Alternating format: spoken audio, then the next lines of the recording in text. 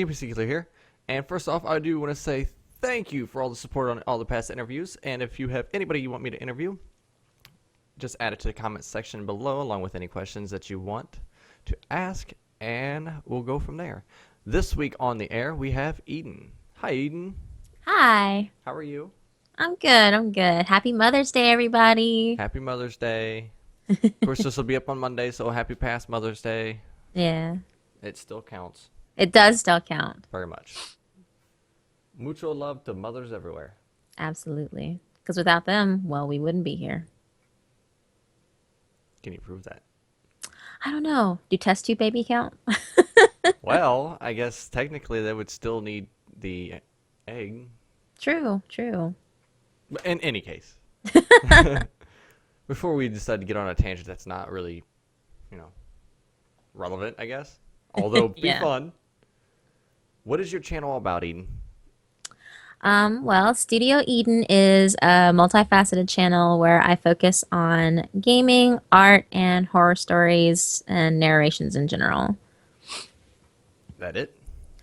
Yeah, pretty much. And the reason why I created it that way is because originally, my channel started off as just a primarily a art and gaming channel. And I only recently, within the last few months, turned it into the Eden Reads section where I do a variety of stories. I do creepypastas, I do no sleep stories, I do classical horror stories, and I also do different types of fiction. And I've even thrown some visual novels in there just for the mix of it. So yeah, it's a pretty big variety of things on my channel.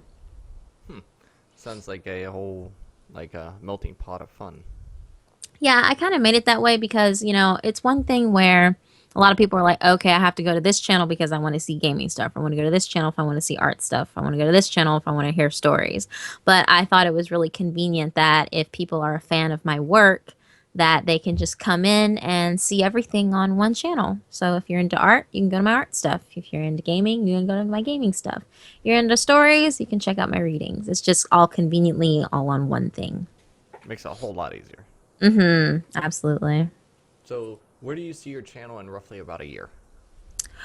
There's so many. I'll tell you what.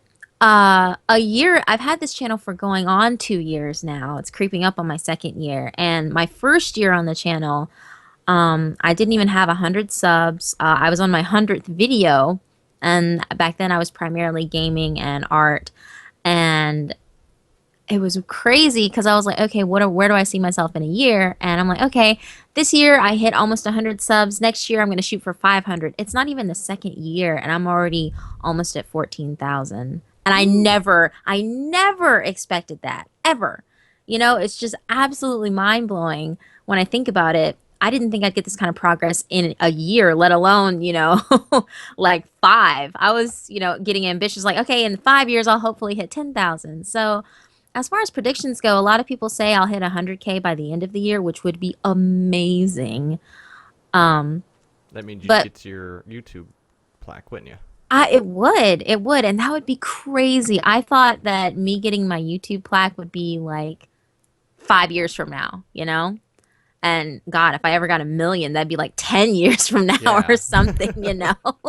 Um, but if I hit 100K like by the end of the year, that'd be amazing. That's kind of like my goal, but I guess my own personal goal, I kind of want to hit 50,000 by the end of this year. And I hope by that point I will have collaborated with a lot of people, grown as a YouTube content creator. I'm always trying out new things, and I hope I just become, just not only a better, YouTube content creator, but I just want to become a better person, because I'm very personal with my audience. I try to talk to them and comment to them and respond to them as soon as possible. So I hope that the relationship I have with my community by the end of the year is a lot stronger than it is now. I guess that's like my big solid hope for my channel. Yeah, without the community, you don't have anything anyway. So it's Exactly, best to. right? It's always good to give back to them anyway. Exactly. And I feel like a lot of really, really, really big YouTubers tend to forget that without their audience, they wouldn't be where they are now. And I think it's really important to, make sure you take the time out to thank the fans and the viewers because they're the ones who share your videos. They're the ones who like and comment and, spread the word like wildfire. So it doesn't take much. It doesn't cost anything to say thank you. Yeah, more people in the world need to do that anyway. Mm-hmm. So, what really motivates you to create on your channel? My fans. Before when I was a small channel, what really motivated me was getting better. I was still practicing on my video editing. I was still going through audio production, trying out new things, trying to become a better artist. And then the bigger my audience got, the more it's amazing how inspiring they are to me. Like their comments, and they tell me, they notice the things that I used to think nobody noticed before. Little tiny things, little minute details, like in my stories, for instance, which happen to be the most popular thing on my channel now, just the audio production, which, I mean, you understand because, you're doing that with our vampire thing. Yeah. And it's just the little tiny details like, the opening of the door and the sounds creaking to the sound of the wind and the rain and, the scratching on the walls, just things like that that I didn't think people really understood. Takes a lot of time and effort to put that stuff together. And when people come and listen to me, they say it's a production or it's entertaining. That to me is what continues to push me to get better every time because I work a crazy shift. Oh, I yeah. work a terrible shift. It's like the worst shift on the planet. It has to be. I work 10 hours a day. And then I come home, and then after working a 10-hour shift on the worst shift, I come home and I work another 4 or 5 hours doing YouTube. And it's just like, that is my happy time. I'm not tired. I read my emails from my fans. I listen to I listen to their critiques and take everything, with a grain of salt because it's all constructive criticism. And I won't get better unless they tell me what it is I'm doing wrong or what they think I should improve on. And so they always, always, always, always push me to get better. Like my audience is my motivation. Absolutely. And you do all this eating a tub of ice cream. Man, I wish I could. Unfortunately, as much as I love to eat, I have to watch what I eat. So as much as I would love to, gorge on a tub of ice cream, that is so bad for me. I'll eat a big giant bowl of carrots. Oh, God. Yeah, no, I feel like a rabbit sometimes. Yeah. Unfortunately, when you have a life of a YouTuber as a secondary life, even, it tends to make your ass huge. Yeah, no kidding. I recommend everyone to get up and at least if you're going to be sitting down for an hour or more, get up every 30 minutes and walk around because if you don't, the blood will all rush to your legs and your calf muscles will feel like they're gigantic fucking drumsticks. So just to put that out there, I cannot tell you how many times I thought somebody had pumped air in my calf muscles because I was sitting there for 4 hours and didn't get up. You're just like, why? Why me? Exactly. I know, and I can't even walk. I'm like, oh man, I'm in so much pain. Why? I haven't even been moving. Well, you can have my job. That's what I do all day. Sit on my ass. Oh man, that's rough. Like we've talked about that too. Yeah. So Your shift is almost as bad as mine is. it It's like the is. second worst one. Yeah, it goes my shift, your shift, and then hey, the shift that we both should be on. Right? The one that makes sense, the 8 to 5 one. It's at least somewhere in there. Mm-hmm. Whatever. It's Yeah. okay. It's like whatever. Somebody's got to work, I guess. 7 to 5:30, whatever. Okay. No. Yeah, exactly. 2:30 to 2 a.m. Sure, why not? Of Yeah, course. or Awesome. exactly. Or 2:30 a.m. to 2 p.m. Sure, why not? Yeah, screw it. You don't even get a paid lunch. So you got to We stay over don't. you got to stay over an extra half hour and you're just like it should be 8 hours. I got this extra half hour to go at the end of the day and it just sucks. I know, it's awful. So I guess that one doesn't well, I guess maybe. Are there any games that you're really passionate about? I mean, we'll do it this way for your channel because it's a multi-content. Is there any content on your channel that you're overly passionate about? Well, you know, I was always really passionate about like games and art. I mean, I've been drawing since I was 2, and of course, I've been, gaming since I was like a baby, since Super Mario Brothers. But like, right? Oh my God, the classics, gotta love them. But for me, I think the thing that I'm most passionate about is my horror stories because, or rather my stories in general, because of the production level that goes into it. I don't do a lot of montages. I do let's plays on my channel. So for people who are just like, oh, well, a lot of gamers put hard work into their gaming videos.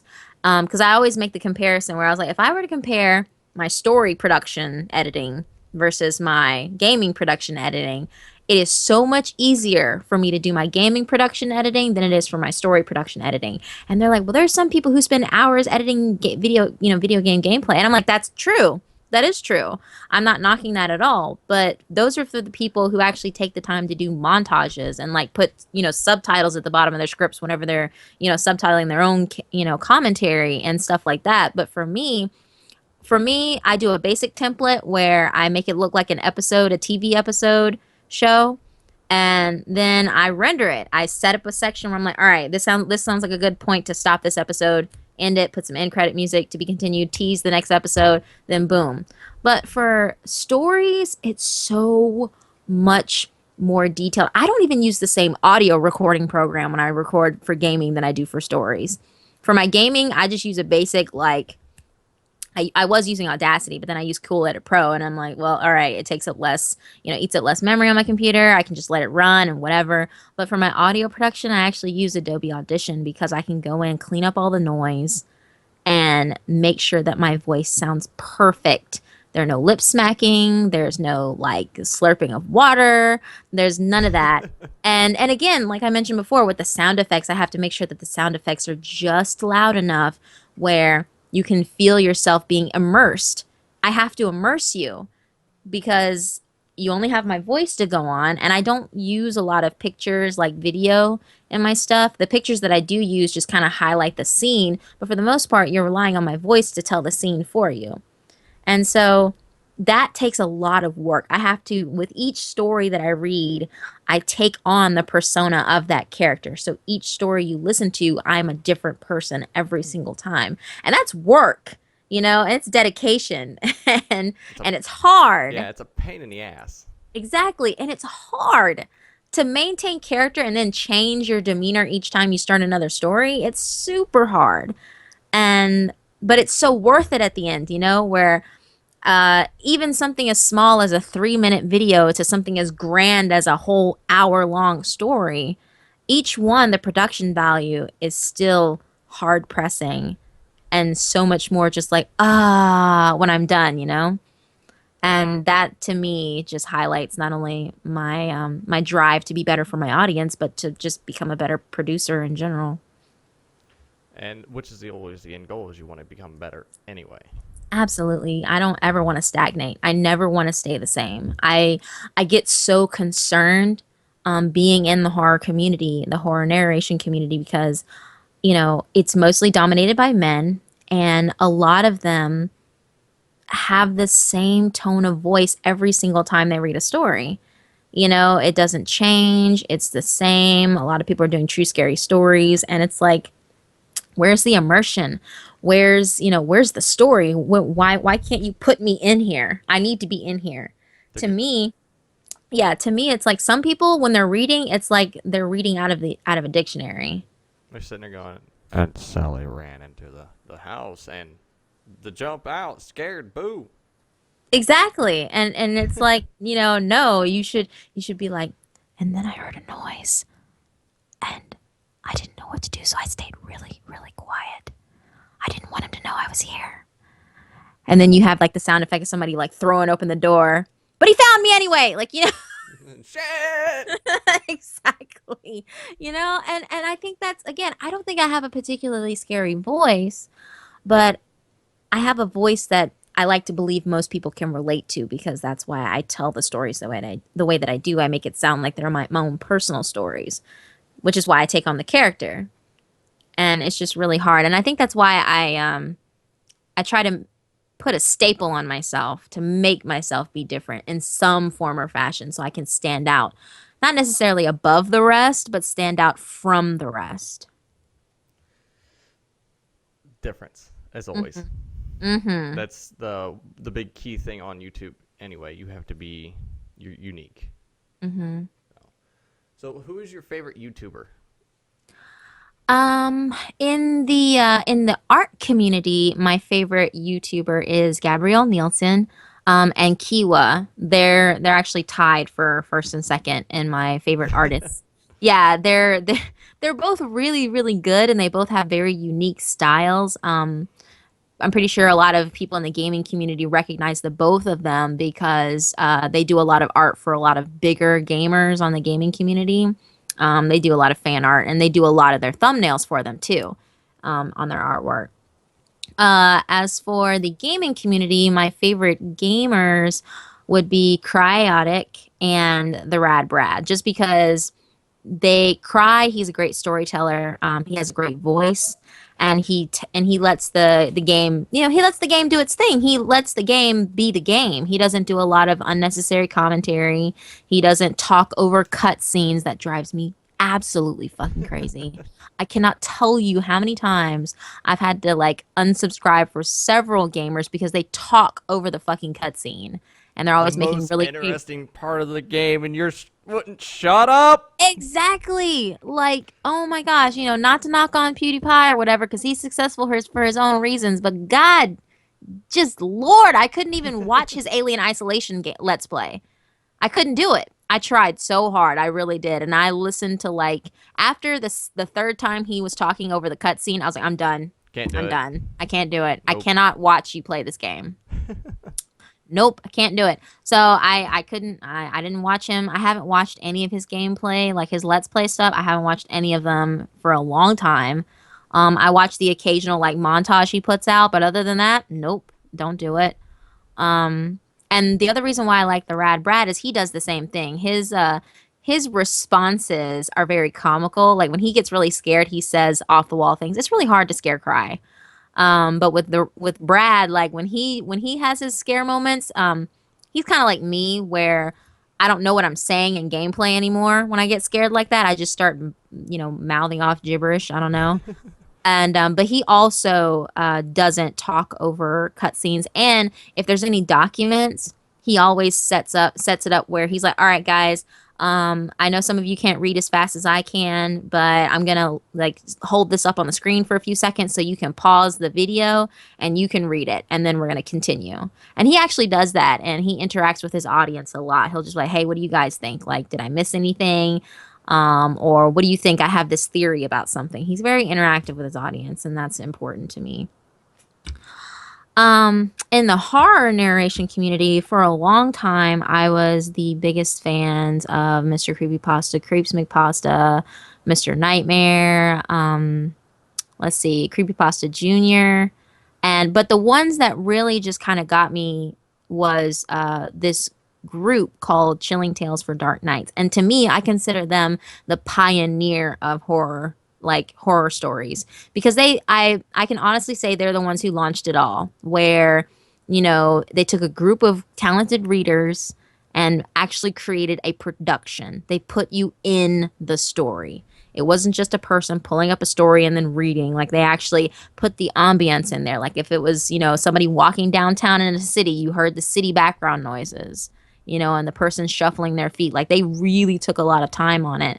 And so as far as like, but it just takes them so long to produce stuff. That's the bad thing now, is that it just takes them so long to put stuff out. And that's Well, my where only better regret. content comes in, the longer it takes to do it. Exactly. And that's why a lot of people don't understand like how I make the time to create the content that I do, with the amount of time that I have.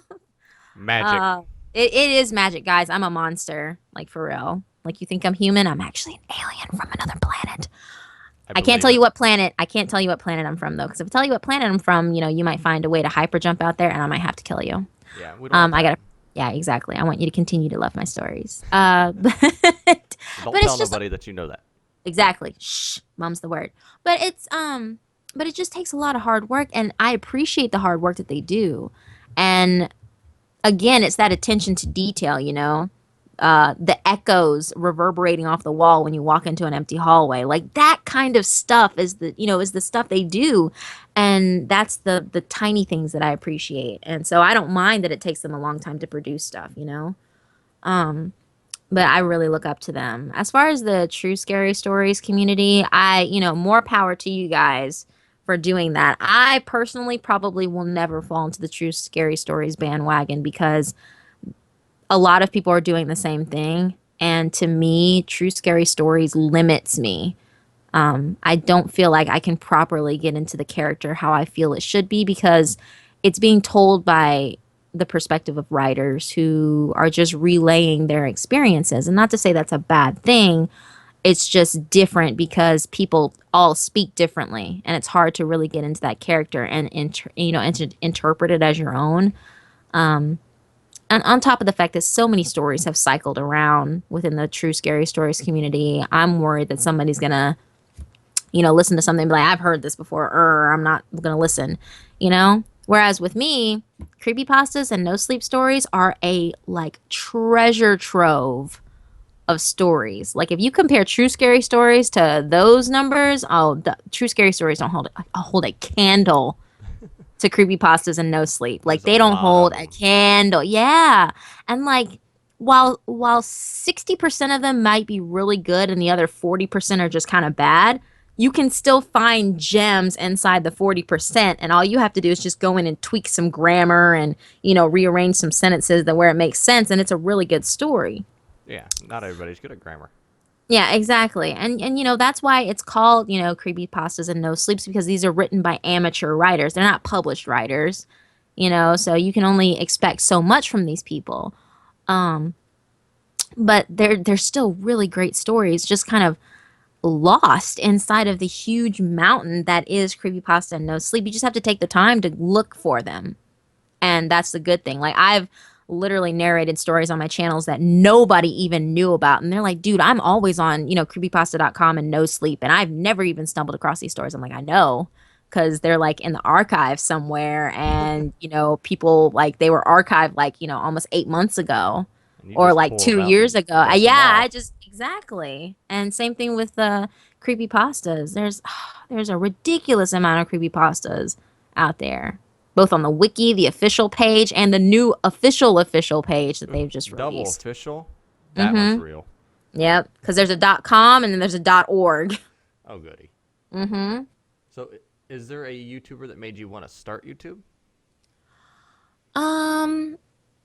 Well, in general, the YouTuber that made me want to start YouTube was actually the Rad. If I were to credit anybody, it would be the Rad Brad. He was the first Let's Player I ever watched. His first game that I saw him play was Amnesia: The Dark Descent, and I was sitting there just kind of going to myself. I was like, you know what? I don't know if I'm a really good like commentator, but I don't, I think that there are some games out there that people haven't heard of that I think they'd like to play or not as well known games. And that's why the first game on my channel that was an official Let's Play was Remember Me. Remember Me was such a great game by Capcom and didn't get a lot of PR. I really don't know why it didn't get a lot of PR. I think it was competing with another game at the time that just kind of overshadowed it. But it was a really good game with a great concept. And so I played it on my channel because there aren't a lot of Let's Plays of Remember Me on the internet with actual commentary. So that's what kind of inspired me to do it. And I was watching Let's Plays for about 2.5 years before I finally decided to jump into it on my own. So yeah, I guess Brad or the Rad Brad is the one who inspired me to start my channel. Um, but as far as like taking it to where I have now, it's just been like kind of a plethora of people that I've found and stumbled across on the interwebs. Why did you start it? Well, originally I started doing YouTube in general. I actually started YouTube way back when YouTube first started in 2005. I had my very first channel on there, and it was me doing music videos to anime. So basically, anime music videos and video game music videos. Because I was entering them into different competitions. We had an anime club and a gaming club at my college, and we would do like little mini competitions where we would like compete against each other. So the fastest way for us to upload stuff like that back then to share with our group was to do it on YouTube. Um, so that's why, and the whole video editing process is why I guess I started YouTube. But as far as taking it into a level of entertainment, which is what I've done now, as far as being a YouTube entertainer versus a YouTube like tutorial artist or like a it's like this is how you video edit or drawing 101, which is what I thought I was going to end up doing. I decided to go for the entertaining route because it's more fun and I really just like telling stories and letting people have fun watching me do stupid shit in games. I don't know. I guess it's entertaining for people to watch me like fail at playing video games. I mean, I kind of, hit myself in the head like, God, that puzzle was so easy. Why are you so stupid, Eden? Jeez. And then people have actually told me, like, we were screaming at you the whole time when you were playing the game. And I'm like, that's okay. Like, I don't claim to be the best gamer in the world, but if you're really that into it, that you're yelling at me at the screen, even though I can't hear you, like, more power to it. Yeah, let's keep those going. Was it hard for you to start YouTube? Uh, you know, It really wasn't because I'm in the mentality of you can sit there and speculate about it all day, all night, all day, all night, like, should I do it? Should I not do it? Do I have the right equipment? And do I have the right recording software? And what if people don't like me? Like that, blah, blah, blah. You can take that route or you can just be like, fuck it. I'm going to do it. Make an account, post up a video, put some tags on it, put a thumbnail in there and see what happens. Kind of take You that know, leaping jump approach. Exactly. Jump into the pool, ice cold with your feet, for feet first. It's just one of those things where, and that's the approach I took it. I didn't speculate over it for very long. I just said, you know what? I'm going to do it. And then I did it. And here I am. That's probably the best way to do it too, because if you start hmm thinking about it, you're gonna be like, well, maybe I shouldn't. Okay, maybe I will. Yeah. And Well, you'll convince yourself not to. easy, easy. hmm Uh, is there any advice you want to give to people that are just starting YouTube? They just started to, they're getting ready to post their first video. My advice would be to them is don't worry about the subscriber count. Don't worry about the numbers. Do it because you love to do it. Do it because you want to have fun and you want to get better, and just do it. I hate to quote Shia LaBeouf, but just do it, just go out there and do it. Put yourself out there, and be prepared. Be prepared to be criticized. It's the internet. They are People are very mean. people are very mean on the internet. I tell them, I was like, don't put yourself out there if you wear your feelings on your sleeve and you're easily offended and you can't take constructive criticism. Because I know a lot of people who take constructive criticism as just straight up being flaming trolls, and that's not the case. Um, and there are certain YouTubers out there where I don't even comment on their stuff because I know that they'll take my constructive criticism personally. And it's not anything personal. It's just I want them to get better. And so if you're going to be doing YouTube, take it with a grain of salt. Just, do it. Don't worry about the sub count. Don't worry about the views. Just do it because you want to do it and do it because you love it. Because there will be a time where you'll be doing this for a year and nobody will know who you are. Because that was me. I was doing YouTube for like a year, like seriously doing it, putting up videos every single day, 7 days a week, guys, versus like 3 or 4 times a week like I do now. But I used to do it 7 days a week, a video every day, and for a year, and nobody knew who I was. Like I think I maybe had 40 subs, for the entire year that I was doing YouTube. And it got a little depressing for a while. It did. Because I was thinking, God, why am I doing this? I know my stuff is good. Why isn't anyone recognizing me? And then one day you get lucky, and sometimes that's all it takes is just a little bit of luck. And that's what happened with me. I got lucky. I collaborated with Corpse Husband at the right time, and then my channel started growing. And then ever since, I was just getting into one collab after another collab after another collab, and networking with people and sharing my videos, and those people sharing my videos, and it gets better and better over time. And you just have to, don't give up. Just keep going. Once you get started, though, networking is a big, big, big key. Oh yeah, for sure. It's definitely who you know, how well you know them, and how well how well you know your stuff.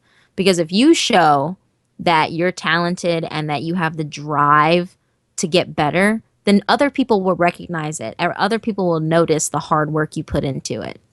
It, it pe- People who have an eye for, for success and people who can see good material will know that you're good. You don't have to tell them that you're good. They're going to look at your stuff and go, wow, that person is good. I want to work with them. I want to get them better and get them bigger. Some people might see it as competition. They'll be like, okay, I need to find a way to snuff that person out, But other people, people who truly want to see other people succeed, they will find a way to help you reach their level. And that's what's important. And those snuffy people suck. Yeah, exactly. Oh my gosh, I cannot tell you how many times I've seen other people just steal other people's material because they thought that it was good or the style that they used was good and they implemented it in their own channel. And then next thing you know, people are saying that the other person who came up with the content originally was just like, "Oh, you're just copying so and so." And I'm like, "What? That's awful." Yeah. So, is there anybody that you would want me to try to get a hold of to interview? I've Um already done everybody in the vampire group, so. Yeah. Oh, okay. Well, I think that another person who's multifaceted, like myself, is Blue Lava Six. He was in the live stream with me yesterday. He's very talented. He's a small channel, but I do believe he has the drive to succeed. He's very humble. And he's very funny and down to earth. And he just, he wants to see the best in a lot of people. And there are times where he gets kind of down on himself. But overall, he's just as hard of a worker as, we are. He works crazy amount of hours like we do and still manages to come home and, put out the content that he does. It's crazy. Um, but yeah, I definitely think you should get a hold of him and, just see what he's all about. And I don't think you'll be disappointed. I don't think so either. Hmm. All right, so now we move on to the next section where we ask you some random questions. And All you'll, right. you'll love this first one. Ooh, You ready? yes. If you were a superhero, what power would you have? Okay, if I were a superhero, I would want to have the power of paper kinesis because a lot of people don't realize it, but like literally paper is everywhere. Hmm. Paper is everywhere from this napkin to like this computer paper over there to index card to money. Paper is everywhere. And to be able to manipulate the density, the strength of it to where I can take an index card and slice, a metal pole in half or block a bullet with like a bookmark. Just crazy stuff like that or turn a book into a parachute. That would be cool. Now, yeah, and the reason I say this because I took this from an anime called Read or Die, and a lot of people are like, "Oh, that's overpowered." I'm like, it's really not because there are there are weaknesses to it. If paper is wet, that limits the ability of what the paper can do, and you have to have paper on you. You can't just conjure paper up out of nowhere. You can't just call it to you, you Yeah. know? And that was one of the problems with the character in the anime Read or Die is because she had to have a suitcase, like one of those little rolly suitcases with her. She had to carry it everywhere. Just so she would have And paper. exactly. And it's just stuffed with paper. Just stuffed with paper. And that's how she, had her paper on hand. And that's limiting to you. Imagine, you're trying to run away and you're carrying this big old suitcase. And I'm not talking, and like I said, it's not a small suitcase by any means. It's like one of those gigantic industrialized like size No, the suitcases. Like you're, paper is heavy. yes. And she's not physically strong whatsoever. She's not like, a By the end of that story, she should athlete. have been. Right? Oh my God, right? Hefting around that big old thing. But she's not very strong or athletic or anything. If you watch the anime, she actually stumbles a lot. A lot of the reason why people miss her is because she's tripping over her own feet. Trying to pull that damn suitcase around. There But almost has to be a time you just take some, stuff it in your pocket, and run like hell. yeah, exactly. And that's what she actually does. She'll run around and like carry books in her pocket, like little tiny books or journals or something like that, and she'll stuff them in her coat pocket and she'll use that. But that breaks her heart because she's a bibliophile. Oh, So, yeah. ripping a book to shreds just like breaks her heart into little tiny, teeny tiny pieces. Thank God for Um, notebooks. exactly, right? And then I know there's another group in the anime. They're called the Paper Sisters. They actually carry little holsters of, index cards and papers in their pockets, which is the smart thing to do. Because that makes the most sense. But yeah, so it's very powerful. It's very creative, But it's very but it's limiting. also yes, it's very limiting. It definitely has a lot of flaws in it. So, what would your superhero name be? Paper Woman. Oh my God. Well, they call her the paper. They call her the paper. Um, I think I don't know, the librarian sounds kind of cool. The librarian or let's see. They could call me origami. That'd Like be I make good. little yeah, Until they like make like, until they so they started. associate me with the Yeah, origami killer. yeah. I was gonna say that. They start associating with the origami killer and fucking like heavy rain. Yeah. You killed Jason. You bastard. Exactly. So, what outfit would you wear? Obviously, not a speedo or spandex suit. I would be like the Paper Sisters. I would make my outfit out of paper. Like I would turn that into paper, like something very tight fitting so people can't grab my clothes. Like nothing spandexy like, what Wonder Woman and stuff wears, but maybe like, just some Preferably with something with legs, so you don't get sunburned yeah, exactly. and Like maybe cold. some skinny jeans or like, maybe a jumpsuit or something like that. Something that's close to my body but not so limiting where somebody can grab onto me because, fuck capes. Like what is a cape? I'm surprised a lot of superheroes don't get screwed over by that stupid cape. Well, then, there was something that I was watching that they was making fun of that, and like they sucked them through a jet engine or something, Oh my God, right? It's and like another one got sucked into like a wood chipper or something weird like that. It was some movie where he was trying to be a superhero.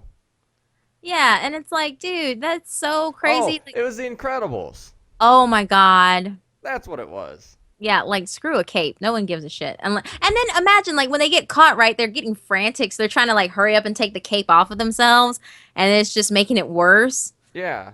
Like, look, Well, maybe if okay, you would like Velcroed it on there instead of sewed the shit. right, exactly. Or like put those fancy little buttons on there where you have to Yeah. like actually unbutton it, or versus like snap throwing it off of you. Like, mm-mm. Something that if it got snagged on a light pole and you're flying by, you're jumping or whatever you're doing, it would at least pop off and you'd be able to catch somebody. Exactly. But Somebody else is gonna be rich. I got right. Superman's cape. I know. I was like, look, unless this thing is fireproof, waterproof, or bulletproof, I do not need a fucking cape. This thing is Especially out of useless. paper. Exactly. Unless the cape is protecting me, like I take my cape of paper and use it as a bullet shield or like a fireproof shield or something. And at that point, if it's fire, it's just gonna burn away once I let my hands go off of it, so it doesn't Yeah. matter. Yeah, but no capes. No capes in the outfit. No Something capes. close fitting, no capes. No capes. What would you do if you won the lottery? If I won the I'm lottery, so well, excited. I know I'd fucking like just burst into song and do like a flash mob in my neighborhood.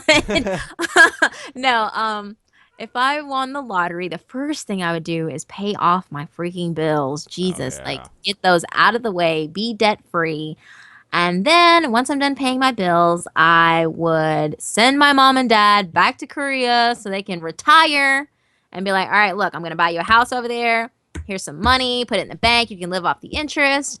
And then that's when I would proceed to, like, I would take that, like, whatever's left over, I'll take half of that and donate it to charity, like, a variety of charities that I know are actually going to help out with people versus the charities are just like, oh, yeah, we're a charity organization and they actually just stuff it in their own pockets. Most of them. Yeah, I'm going to make sure that the charity I do donate to is going to actually be helping somebody. And then the rest of it, I'm going to get a In, re- house. in Yeah, return, you could always make your own charity. this is true. I didn't even think about it, but there's so many good ones out there. I don't even know like one thing I would focus on. I should have a multifaceted charity. There you go. Like We help for this everybody. exactly. For this month, I'm going to donate this money to cancer research. Next month is going to be child abuse awareness. I really should do that. You should. I'm going to make a note of that right now. Noted. Noted. New channel thing. Exactly. All right, but I would want to buy a house that like it's just a simple house, no big giant mansion cuz I'm sorry, You don't want to clean it. nobody has time to be cleaning that shit. I barely want to clean, the one-story house I live in right now. But I would want to have a nice, comfortable. I want to have a nice, Screw comfortable this. house. Yeah, nice, comfortable house where I have a room that's solely dedicated to, video making and audio production and all that. And yeah, then I just live off the interest. Put the rest of that in the bank. Bank it. Bank it, live off the interest. Because I mean, I grew up like, Poor. from yeah, I did. I grew up poor. Like you have the upper middle class and the middle class and the lower middle class. Like I'm literally like upper lower class. I'm like right below lower middle class, but like just above upper lower, like the lower class. It's just, I mean, times are tough. We've had to penny pinch a lot. There's been a year where we were scared we were almost going to lose the house that I grew up in, Yeah. and it's tough. And so I've learned to live without, and I've learned to pick and choose a lot of things. Like a lot of people are like, oh, I want this, this, and this. Well, I had to grow up going, I either want this or this. I have to choose. I have to decide which one's more important to me. Like which one do I want the most? Um, and so I don't need a whole lot to be happy.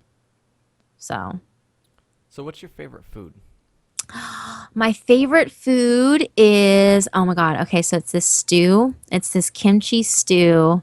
It's a Korean dish where it's got like, you know, pork little tendons in there, tenderloins, like, and it's cooked and simmered just to the point where, the meat's falling off the bone, and it's just so tender and juicy, and it's spicy and full of like veggies, and you pour that shit over some rice, and oh, it's like to die for. It's like the best winter food ever. This is why I gain weight over the wintertime, Oh guys, yeah. because like I eat so much fucking stew. Well, when something gives your taste buds an orgasm, you want Oh, more. it's so good. I need to manage myself better. But yeah, no, it's Or it's not. delicious. Yeah, I know. It's delicious, it's filling, and I could literally eat it every single day during the wintertime. But that's the bad thing is that it is a seasonal food. I can't eat it in the summer, or the springtime. It has to be fall or winter. Because if you eat it in the spring or summertime, it's just so heavy, and it doesn't taste as good for some reason. Because usually you're outside doing something anyway, and you're just like, True. And it's nice and hot and it's hot ugh. outside and hot Mm. stew. Yeah, I get it. But anyway, guys, that's all we're gonna have time for today. I do want to thank Eden for coming out and doing the interview with us. As always, don't forget to go over her channel and like her comment. She's really, really good at her stuff on her channel, so I recommend it. And as always, leave some comments and love on this one as well. As always, guys, take it easy. You can say bye, Eden. Oh, I'm sorry. Thanks, guys. And yeah, this guy, he's amazing. And he's a great storyteller, too. If you get a chance, you should go check out our campaign that's going on in Vampire. It's really funny.